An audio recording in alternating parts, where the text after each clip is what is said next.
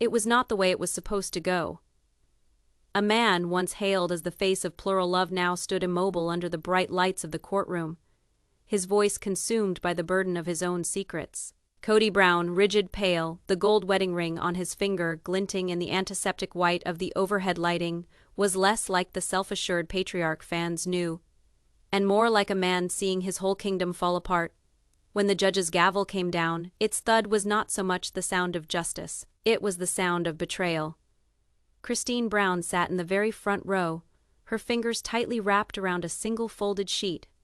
She didn't smile, not yet, but the expression in her eyes spoke volumes.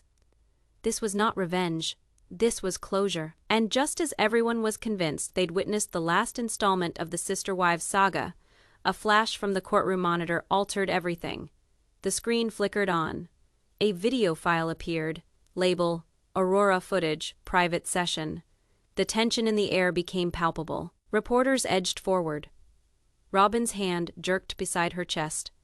Even the judge hesitated before he nodded toward the clerk. "Play it." The room went dark, and then Aurora's shaking voice filled the silence. "Mom said I wasn't supposed to record it, but I had to." The camera wobbled. In the background, Robyn's voice, recognizable, panicked, breathed words that would demolish the family's tenuous peace forever. The crowd gasped. Christine gazed downward. Janelle slowly exhaled. Cody froze, body stiff, eyes fixed on the screen as if he were seeing his own defeat in slow motion. Allegory became fact. It was on tape. And when the video ended, the courtroom erupted into a silence so profound it bordered on reverence, until the judge spoke, her voice calm but icy. "Mr. Brown, on the basis of this evidence, you are now officially sentenced." The room burst out. Christine did not stir. She merely shut her eyes, muttering to herself, finally. The courtroom didn't stir. Not a breath, not a cough, not even the scratch of a pen. The only noise was the gentle mechanical buzz of the projector as it rewound the beginning of the clip. The judge leaned forward. "Play it again, in full." The bailiff gave a single nod. The screen flickered once more. "Dideo," Aurora's voice, shaky, Mum said. "If anyone finds out, it's over, but I didn't think it was fair." In the grainy clip, Aurora's phone camera had been propped secretly, its angle tilted, capturing only the lower half of Robyn's frame as she stood beside a cluttered desk, hands moving frantically, but the audio was damning. "We'll shift it into Flagstaff Dynamics." Cody signs it. "I'll route it through the coaching brand. She'll never trace it back." Christine gasped, not dramatically, not loudly, but like something that had been boiling in her chest had finally burst. Robyn's face turned ghostly white. "And if Christine files again, we'll say it was for equipment. For Janelle's video studio, they'll believe that." "They always do." The video cut abruptly. Then silence. Christine looked to the judge, her voice steady. "That's my signature. She forged my name on the 2021 grant for video production." The courtroom collectively exhaled, a sound like a wave crashing against concrete. Robyn didn't speak. Cody stared at the floor, and for a moment, even the court reporter stopped typing, hands frozen above the keys. The judge removed his glasses slowly, his voice grim. "Mrs. Robyn Brown, you are hereby placed under inquiry for financial misrepresentation and evidence tampering. Mr. Kody Brown, due to video corroboration and confirmed document trails, sentencing will proceed." Gasps. One woman in the gallery muttered, "He's actually going down." Christine's lawyer stood. "We also request an emergency injunction against any further trust withdrawals and a motion to reclaim diverted royalties." Janelle leaned into Christine, whispering something that made her blink twice, then nod. "It's time," she whispered back. "Bring up the 2019 letter." Across the courtroom, Robyn suddenly stood, disheveled, hands shaking, eyes wide. "This isn't what you think. She doesn't know what she saw. She's a child." She was confused. But no one was listening. Because for the first time in years, it wasn't just Robyn's secrets being exposed. It was the system she helped build. Christine sat back in her seat, her voice barely above a whisper. She always said the truth would come out. I didn't think it would come from her daughter. And that was just the beginning. It was late. The kind of late where the silence feels thicker than the walls, where the house creaks in protest at every step. Aurora stood at the edge of her mother's doorway, phone in hand, thumb hovering over the screen. The hallway was dark, except for a sliver of golden light spilling from Robyn's office. Inside, voices, tense, fast, quiet. She wasn't supposed to be awake, but she had heard her name. That's what made her stop. That's what made her listen. "She'll never question it," Robyn whispered, pacing behind her desk. "She's been trained to trust us. Christine doesn't even know where the ledger is, and if she starts asking questions, we'll say it was a wellness stipend." Aurora's breathing quickened, the camera app opened. She had never defied her mother, not once. But something felt wrong, something felt twisted in the way her stepfather's voice cut through the crack in the door. "We'll filter the bonus through the coaching brand, mark it for mental health support. If she sues, we'll bury her with paperwork." That was Cody. That was the man Aurora had once called Dad, the man who used to braid her hair before family dinners, who used to promise her he'd always protect her siblings. But now his voice wasn't soft. It was sharp, cold, strategic. And Robyn, she didn't protest. She just nodded. "What about Aurora?" Cody asked. "She's not involved," Robyn responded fast. "She's a child, she wouldn't understand. She's loyal." Aurora's hand trembled, still recording. She should have stopped. She should have deleted it. But she didn't.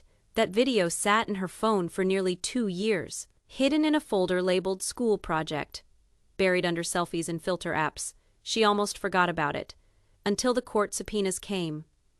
Until Christine asked the question that shattered everything. Where did the 2021 production bonus go? And that night, when the video played for the first time in front of a courtroom full of strangers, Aurora sat beside her attorney, hands clenched so tight her knuckles turned white. She couldn't look at Robyn, not because she was scared, but because she finally understood what had been asked of her all those years ago: blind loyalty. And she wasn't willing to give it anymore. Recess was called, but no one stood. Not right away. It was the kind of moment where people forget how to move, where oxygen feels thinner, and even blinking feels inappropriate. But then, slowly chairs scraped back, lawyers murmured, the judge exited, and the video projector went dark. Aurora stood, her eyes low, her face unreadable. She moved toward the hallway quickly, not running, not hiding, just walking with a purpose she hadn't had in years. And Robyn followed. Outside the courtroom, under flickering fluorescents and the hum of vending machines, Robyn caught up to her daughter with the force of a storm barely contained. "Why would you do that?" Her voice wasn't maternal. It wasn't soft. It was sharp, panicked, almost feral. Aurora didn't turn. "You lied," she spoke quietly. "And you used me." Robyn looked around, as if someone might be watching. She stepped closer, whispering harshly. "You think this is helping anyone? You think they'll protect you now? They're going to tear you apart, Aurora. That's what they do." Aurora turned. Her eyes didn't water. They burned. "You said if I loved you, I'd stay quiet. But loving you doesn't mean covering your crimes." A pause. "I saw what you did to Christine and Janelle and even Mary. You weren't protecting the family. You were protecting power." Robyn blinked.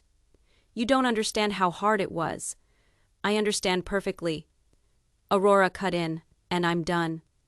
She walked away. Robyn stood frozen in the hallway, hands clenched, teeth gritted, chest rising and falling as though she was trying to hold back something far more dangerous than grief. Exposure, because now it wasn't just the other wives who had turned against her. It was her own daughter. Scene shift. Christine's quiet fury inside the courtroom. Christine flipped through a leather binder. Not for the cameras. Not for drama, for facts. This wasn't about emotion anymore. This was strategy. Each tab marked a different betrayal, each folder a timeline. One was labeled simply 2019. The pivot her attorney leaned in.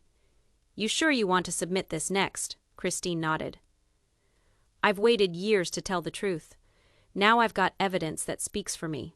She slid the folder forward.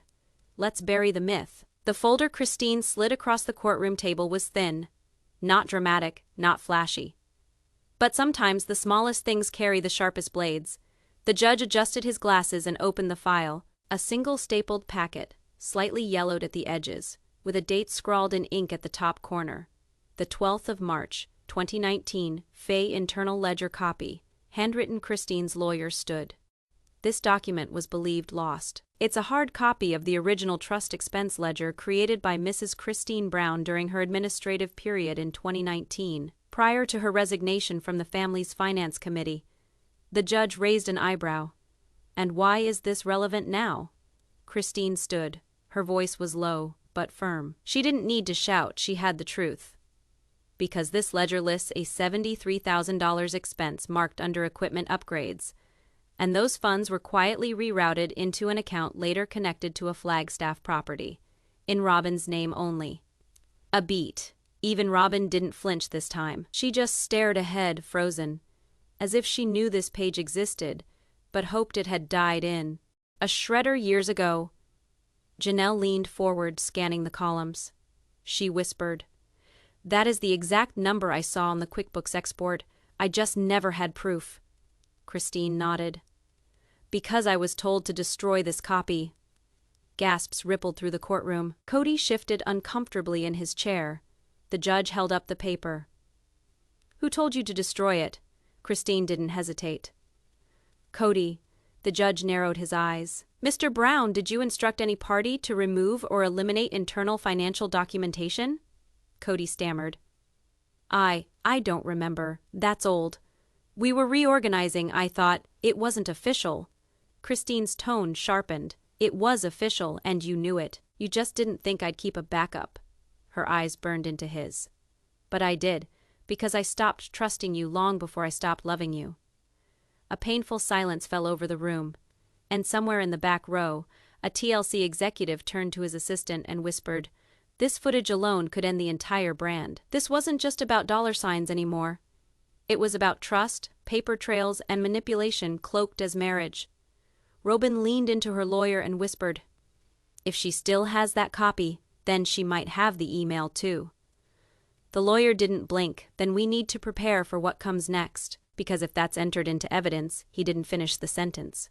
Because they both knew. Christine wasn't just walking away with her name cleared, she was setting fire to the story they'd all agreed to pretend was still true. Christine set a thin manila envelope on the witness stand.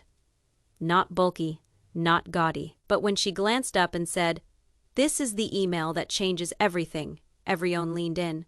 The judge shifted in his seat. "Is this authenticated?" Christine nodded at her attorney. "It was recovered from a backup server, verified by a forensic tech, any time-stamped." April 2019 sender. Robyn L. Brown, recipient, Kody Brown. The bailiff picked up the envelope, handed it to the clerk, who displayed the contents on the screen in front of the courtroom. "And then it showed up if we can get the Flagstaff Dynamics paperwork done before Christine gives birth again on her share. We'll be in the clear." "Cody, you have to get her off the trust discussions. Tell her she is blowing it out of proportion. Guilt, trip her if you need to. Once the LLC is up and running, and the wellness brand is under my name, she won't have legal claim anymore. She'll never even see it coming." A shockwave of murmurs rippled across the courtroom. The judge held up his hand for quiet, but the damage was already done. Robyn did not speak. Her lips were pinched together. Her eyes did not waver. Because now the betrayal had a date stamp, Christine did not blink as she observed the projection. "I knew I wasn't losing my mind," she breathed, almost to herself. "I knew they were working behind the scenes." Cody's face reddened, his hands relaxed, then clenched into fists on the table. He turned to Robyn. "You said that was deleted. You said it wasn't traceable," Robyn hissed back behind her breath. "I instructed you to send it via Signal. You sent it via Gmail. Why would you ever send that via Gmail?" But their alarm wasn't quite loud enough. The judge coughed professionally. "Mr. and Mrs. Brown, are you endorsing that the email is authentic?" Neither of them replied, but their silence told 1,000 words. Christine stood. "For years, I was told I was dramatic, that I was making things up, that I needed to focus on the kids and not the money." She glared straight at Cody. "But now we know. I wasn't delusional, I was just inconvenient." Robyn's attorney jumped up quickly, clearly flustered. "Your Honor, we ask for continuance to examine the chain of custody." Denied, the judge interrupted. If this is genuine, and neither side has disputed it, it directly establishes intent to restructure financial assets with the intent to deceive. He scanned a page in his notes, then looked up with narrowed eyes. We may now be treading into the realm of conspiracy. A hush fell like a hammer. The courtroom wasn't merely a forum of litigation anymore. It was a crime scene, and the paper trail was everywhere. The judge had barely put down the email document when a hand shot up in the back of the courtroom. Not from the defense, not from Christine's team, from the gallery. A man in a neatly fitted navy blazer, rigid posture, starched tie, and a security badge pinned to his pocket. To his side sat a woman with a laptop open, fingers poised. The courtroom fell silent. Even the bailiff moved forward. Tentative, the man rose. Your Honor, I am Mitchell Crane, attorney for TLC's parent company, Discovery Networks. We ask permission to speak on record. The judge blinked in surprise but nodded. Proceed. Mitchell did not wait. In the wake of the material entered into evidence, specifically the April 2019 email, and the prior Flagstaff dynamics redirect, TLC is entering a formal statement of concern. We were never apprised that royalties and stipends were being restructured into private entities. He paused. Let it take hold. Let me make one thing clear. If Brown Entertainment Holdings LLC or its affiliates utilized contractual payments from our network for personal real estate or off-contract projects, without legal co-signature on behalf of all family members, then we are faced with network-level fraud. Christine's attorney raised an eyebrow. The courtroom buzzed. Even Cody seemed stunned. This show, Mitchell went on, was constructed on transparency, family values, and cooperation with one another. If we had deceptively invested our money to estrange family members, and most importantly, to disinherit them, we might have to put residual payments, recurring contracts, and rerun royalties on hold immediately. Robyn visibly flinched. Her hand flew to her mouth. Cody leaned in, hissing. They're bluffing. They need the show. They wouldn't. Mitchell interposed again, slicing through Cody's denial like a hot knife through butter. TLC has initiated a third-party audit of all stipends paid between 2017 and 2022. We are cooperating fully with this court and will produce documentation on payment routing, LLC signatures, and communications between our legal department and the Brown family. Then the killer blow. We will also be producing a copy of an internal 2020 email in which Kody Brown purportedly requested TLC to modify payment arrangements to accommodate new family leadership under Robyn Brown. The air became heavy. Even the judge sat back in his chair.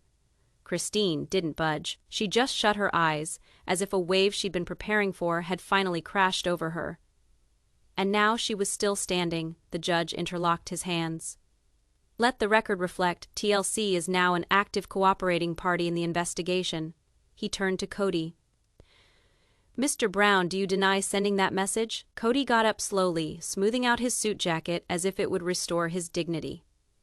I don't recall the precise words. I thought we were attempting to update the family trust. It was an efficient thing. Christine got up too. It was an issue of control. You did not update anything. You continued the rules without us. Robyn's attorney whispered hysterically into her ear. She shook her head, staring wide-eyed, gasping for breath. Because now it wasn't merely Aurora's video. It was contracts, paper trails, and external corporate eyes. And this time, there was nowhere to hide. They didn't expect the officers to arrive during the hearing. Two plainclothes detectives from the Flagstaff Financial Crimes Unit stepped quietly into the back of the courtroom, escorted by a court clerk and carrying sealed folders under their arms. The judge noticed first. Please state your purpose. The taller of the two, Detective Silva, stepped forward. In light of the financial documentation presented this morning by TLC and the corroborating video submitted yesterday, we're delivering a formal notice of investigation against Mr. Kody Brown and Mrs. Robyn Brown for potential wire fraud, document manipulation, and misuse of LLCs in violation of state financial statutes. Gasps, audible, sharp, uncontrollable. Even Christine blinked, not in surprise, but as if the magnitude of what was happening had finally outpaced even her expectations. Kody rose to his feet, hands raised. Wait! This is still a civil matter, right? We're not talking about criminal charges. But Silva cut him off. That will be determined by the audit findings. Until further notice, you are commanded not to depart the state of Arizona. The second officer handed sealed envelopes to the judge and to Christine's lawyer.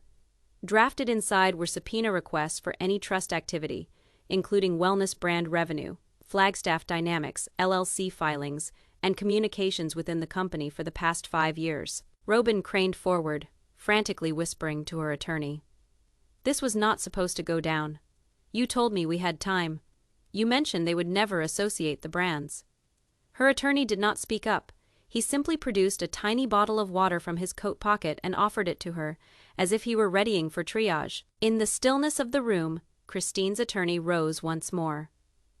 Your Honor, one final document that will be entered into evidence. He opened a creased envelope marked Final Ledger Revision Fay October 2020 inside, a single sheet, one number, $312,840, diverted from family trust bonuses into an unknown holding company with no listed address. The registered agent, Aurora Brown, the same name on the Flagstaff mansion deed. Christine broke her silence. That is when I left. Her voice trembled slightly. I saw the ledger. I inquired of Kody why we couldn't apply those funds to our children's college funds. He said it was being invested in our future. But when I requested that he show me the documents, he redirected the conversation. The judge sat back, visibly disturbed. So you are saying this wasn't a misunderstanding? This was a cover-up? Christine nodded. This wasn't about love anymore. It was about money, and who got to keep it when the rest of us walked away. Breaking point, Kody was coming apart now. His voice rose, edges fraying. You people deserted me. You left the family. What was I to do? Construct something for the people who remained? He gestured towards Robyn. She was the only one who stood with me. Christine rose, tears on her face, but not weakness. They were sharp, earned, final. No, Kody. She didn't stand by you. She stood on top of us while you held her up. A wave of murmurs erupted. Even Robyn turned her face away. And, for the first time, she didn't correct the record. She just glared at the floor. Eyes empty. Hands shaking. Because even she knew this wasn't the beginning of the end. His was the part where everything they built burned. Mary hadn't spoken in days, not in court, not online, not even to the women who sat on either side of her. But when her name was spoken, Mrs. Mary Brown, you may now approach the stand. She didn't wait. She rose slowly, adjusting the material of her deep blue blazer. Her movements were measured but not frail. The courtroom waited for her as if it were expecting a specter to address them. She was sworn in, hand firm, eyes straight. The judge leaned forward. You filed a sealed envelope with your name. Are you ready to open that now? Mary didn't say anything right away. Instead, she put her hand into her bag and took out the envelope herself. Soft-edged, the paper a little creased. It had been folded, opened, and folded once again, hundreds of times. She handed it to the bailiff. I wrote it in 2020, never gave it to anyone, because at that time, I still believed I owed them my silence. The clerk opened the envelope. Inside, a printed photograph, a letter, written in handwriting, and a notarized note from a financial consultant, one who previously worked directly with the Browns. The judge examined them, then gestured to the projector. The image was projected onto the screen, a whiteboard in an office in Las Vegas. Names, undefined dollar signs, and in the middle, exit strategy, Fay merge, collapse, reclaim.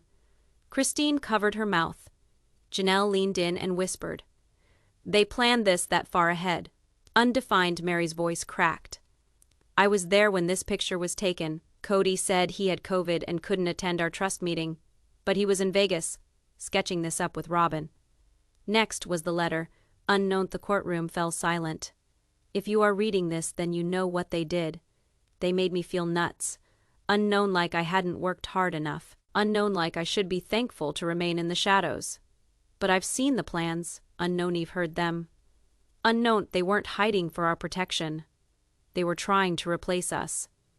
A long silence followed. Even Robyn seemed to deflate, like the oxygen had left her lungs entirely. The judge spoke quietly. This aligns with financial movement logs we've already seen. It also appears to support the claim that certain wives were financially erased. Kody opened his mouth, but no sound came out. Christine leaned forward, her voice barely a whisper. "You knew, didn't you?" Mary's chin quivered, but she nodded. "I didn't know everything, but I knew enough, and I kept quiet because I thought quiet would protect me." She gazed directly at Robyn. It didn't. As Mary descended from the stand, the whole courtroom shifted. Something had cracked, not lawfully, emotionally, structurally. Robyn was no longer angry anymore. She looked vulnerable, and Kody looked like a man seeing a tower he constructed himself fall apart in slow motion. Mary sat down beside Christine. For a long moment, the two simply stared at each other. No words, just acceptance, verification. A crack finally starting to mend. The courtroom hadn't spoken in over a minute. Not a sound, not even the reporters. It was as if everyone, even the most jaded, understood that something irreversible had just happened. And then Robyn stood, shaky, pale, no prompting from her lawyer. No judge's signal, just stood, her trembling hands at her sides, the tissue she'd been twisting into a knot now dropping to the floor. "You don't understand." Her cracked voice was like a snapped wire. "I didn't plan all of this." Christine didn't budge. Janelle, arms folded, just stared, cold, resolved. Robyn's eyes flicked between the faces of her ex-sister wives. "I didn't know it would come to this. I thought I was saving the family. I thought Kody said if we just got through the audits, if we just waited, it would level out." She spoke over her shoulder to the judge. "I didn't intend to hurt them. I didn't intend to steal from them." Then, almost in a whisper, "I just didn't want to be left behind." The room remained silent, but the tone had changed. This wasn't a confession. It was a breakdown. The judge ended the silence at last. "Mrs. Brown, you are not accused of your feelings. You are being questioned about what you signed, what you deflected, what you benefited from." He flipped a page in his file. "And on the present evidence, the court is considering recommending restitution." Christine got up, slowly, her voice calm, steady, the way only someone with nothing left to lose can speak. "Your Honor, I'm submitting a motion for full restitution. This includes diverted trust stipends, back pay for withheld network bonuses, and liquidated damages for the portion of Coyote Pass that was reassigned without consent." She passed over a second envelope inside, a list of actual financial losses, documented, verified, with dates thereon. Janelle stood next to her. "I second the motion. And I'd like a freeze on all Flagstaff related accounts of Robyn and Kody's until a forensic audit is finished." Robyn whispered, shocked.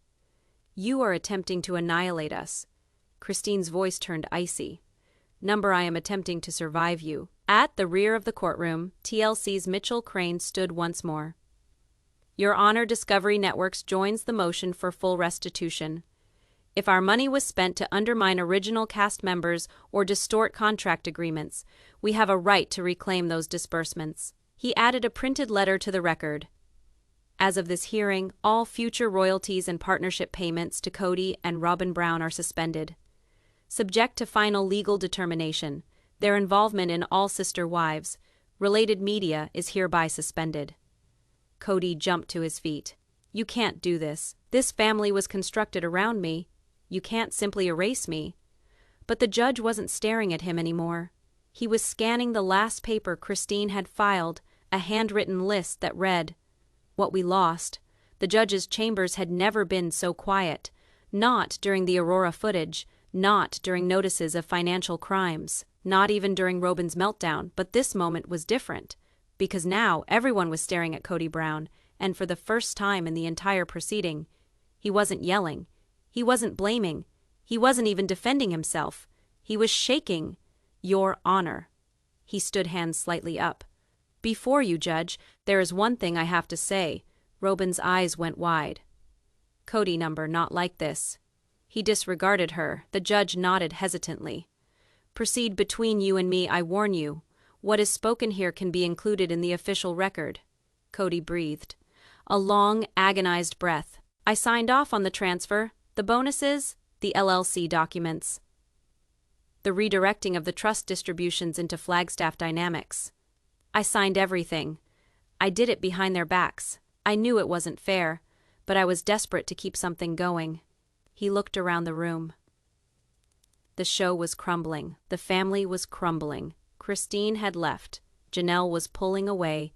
Mary was mourning in silence. And Robyn, his voice broke. She was the only one who still regarded me like I was something. Robyn clapped her hand over her mouth. Kody, stop. But he didn't. We justified it as survival. We justified it as them walking away. But the reality is, we constructed an escape hatch during the time they were attempting to repair the roof.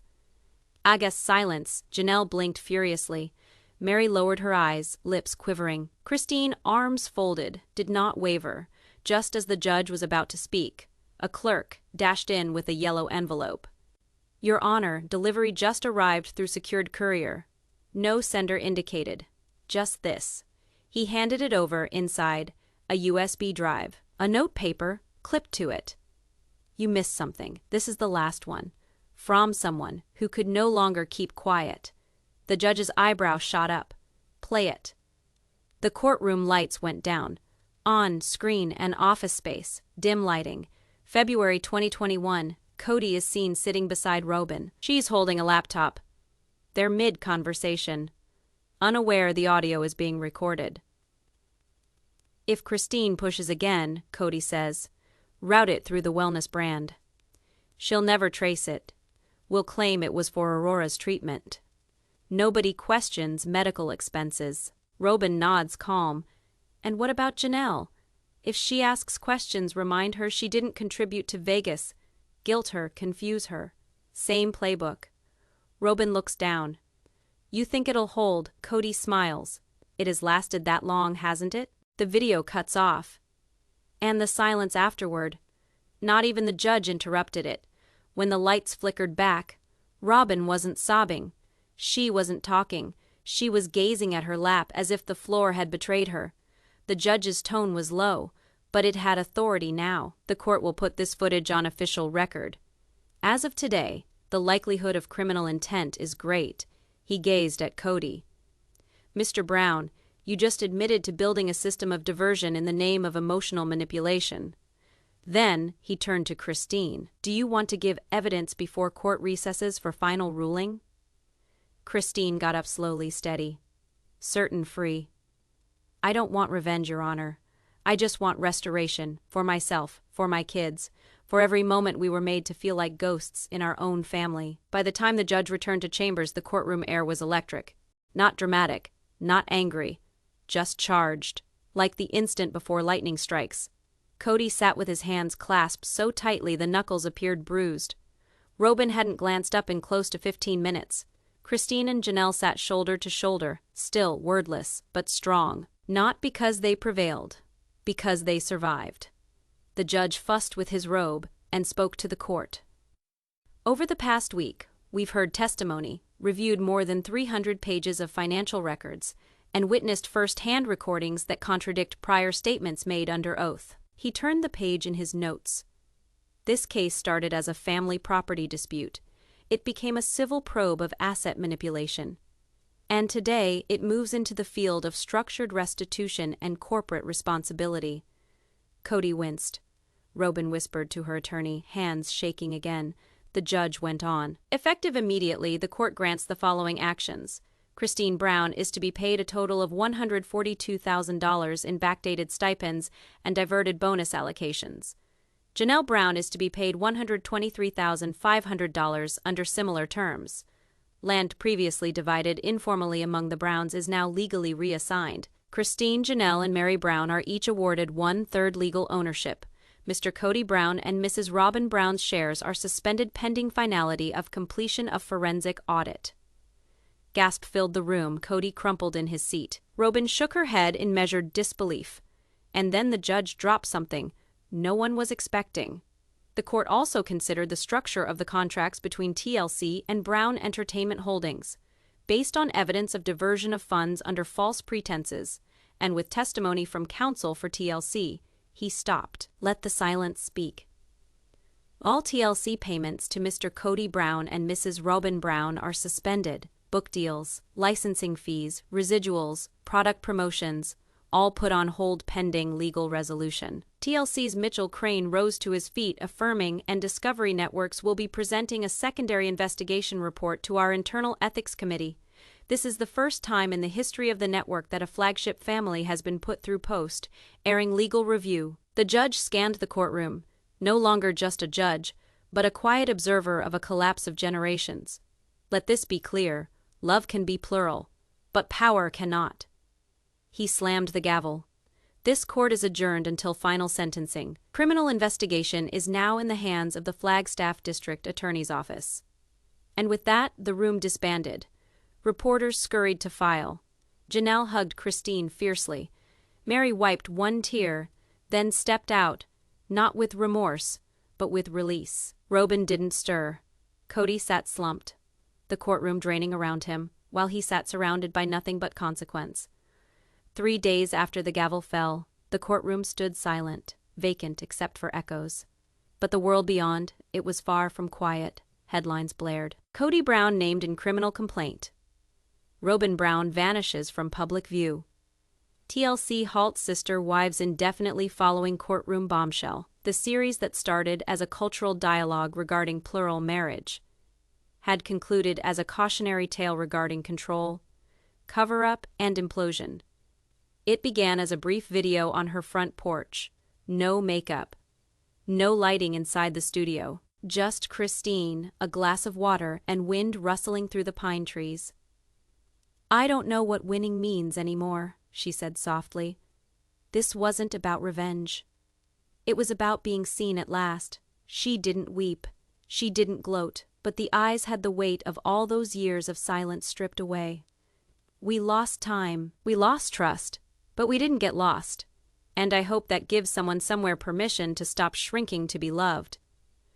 Within hours, her video reached 1 million views.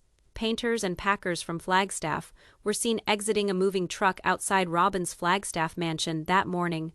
No press release, no post, no farewell, just windows boarded, blinds down, and a locksmith 24 hours later. Her Instagram handle was gone. Her jewelry website went dark. Brand deals ceased sending emails. TLC even put out a statement verifying that at this time, there are no active development plans including Robyn Brown. She had struggled so hard to defend her place in the center, and now she was standing here by herself. Flagstaff's district attorney verified it midweek. "We have opened a criminal investigation into Mr. Kody Brown under charges of financial misrepresentation, document falsification, and wire fraud. We expect to file before the end of the fiscal quarter." The man who formerly stood before national viewers as a proud father and husband of 4 was now being considered for federal charges. He was last spotted in Sedona. Alone, no cameras, no interviews, no producers. Just a man who used to have it all, now grasping the results of his own creation. Mary turned down every interview, but quietly she started her own women's retreat series. The first session sold out in 48 hours. One reporter spotted her outside a bookstore. "Mary, do you regret coming forward?" She smiled gently. "Only that I waited so long." Janelle, on the other hand, reopened her financial coaching business. A tiny brick front office in Utah. No glitter. No glamour, instead. There were spreadsheets, whiteboards, and a brass plaque that said, "Independence is the opposite of permission." Ben, at her side, rarely uttered a word. He didn't have to, because now, for the first time in years, Janelle wasn't supporting someone else's vision, but her own. TLC issued its final official statement 2 weeks later. All future production, spin-offs, and digital content involving the Brown family are hereby suspended. No reunion. No tell all. No season 21. The screen went to black. Not with applause, not with closure, but with silence. A photo went viral in the days following the ruling. Christine, Mary, and Janelle walking out of the courthouse together. No matching outfits, no production crew, no fake smiles. Just the 3 of them side by side, carrying bags, lighter, freer whole. The caption said, "No producers, undefined no husbands, undefined just us. You were there from the start. You witnessed the marriages, the land dispute, the downfall. And now you've witnessed the reckoning. So we ask you, was justice served? Undefined, or are there some wounds that even truth can't heal? Undefined, let us know in the comments, because sister wives may be over. But the story, undefined, it lives in the women who finally chose themselves.